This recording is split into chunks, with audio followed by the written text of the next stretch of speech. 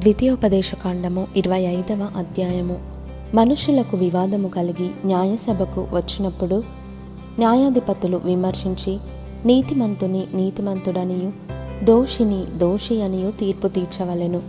ఆ దోషి శిక్షకు పాత్రుడుగా కనబడిన ఎడల న్యాయాధిపతి వాణ్ణి పన్నుకొనబెట్టి వాణ్ణి నేరము కొలది దెబ్బలు లెక్కపెట్టి తన ఎదుట వాణ్ణి కొట్టింపవలెను. 40 దెబ్బలు కొట్టింపవచ్చును, అంతకు మించకూడదు. వీటికంటే విస్తారమైన దెబ్బలు కొట్టించిన ఎడల నీ సహోదరుడు నీ దృష్టికి నీచుడుగా కనబడునేమో. నూర్చెడి ఎద్దు మూతికి చిక్కము వేయకూడదు. సహోదరులు కూడి నివసించుచుండగా వారిలో ఒకడు సంతానం లేక చనిపోయిన ఎడల చనిపోయిన వాని భార్య అన్యుని పెండ్లి చేసుకొనకూడదు. ఆమె పెనిమిటి సహోదరుడు ఆమె యొద్దకు పోయి ఆమెను పెండ్లి చేసుకొని తన సహోదరునికి మారుగా ఆమె ఎడల భర్త ధర్మము జరపవలెను. చనిపోయిన సహోదరుని పేరు ఇశ్రాయేలీలలో నుండి తుడిచి వేయబడకుండునట్లు ఆమె కను జ్యేష్ఠ కుమారుడు చనిపోయిన సహోదరునికి వారసుడుగా ఉండవలెను. అతడు తన సహోదరుని భార్యను పరిగ్రహింపనొల్లని ఎడల వాని సహోదరుని భార్య పట్టణపు గవినికి అనగా పెద్దల యొద్దకు పోయి నా పెనిమిటి సహోదరుడు ఇశ్రాయేలీలలో తన సహోదరునికి పేరు స్థాపింపనని చెప్పి దేవర ధర్మము చేయనొల్లడని తెలుపుకొనవలెను.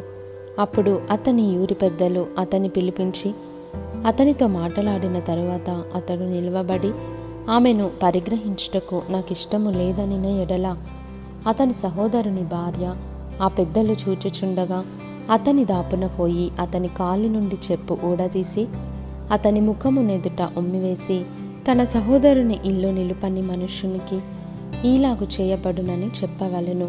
అప్పుడు ఇశ్రాయేలీలలో చెప్పు ఊడదీయబడిన వాని ఇల్లని వానికి పేరు పెట్టబడును.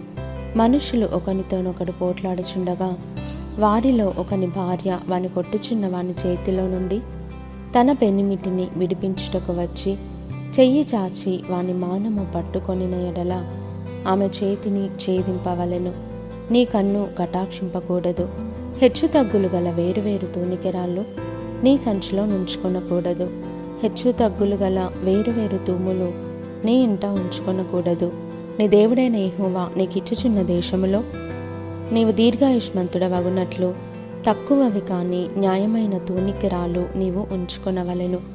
తక్కువది కాని న్యాయమైన తూము నీకు ఉండవలెను. అలాగు చేయని ప్రతివాడును అనగా అన్యాయము చేయు ప్రతివాడును నీ దేవుడైన యెహోవాకు హేయుడు. మీరు ఐగుప్తుల నుండి వచ్చుచుండగా మార్గమున అమాలేకీయులు నీకు చేసిన దానిని జ్ఞాపకము చేసుకొనుము.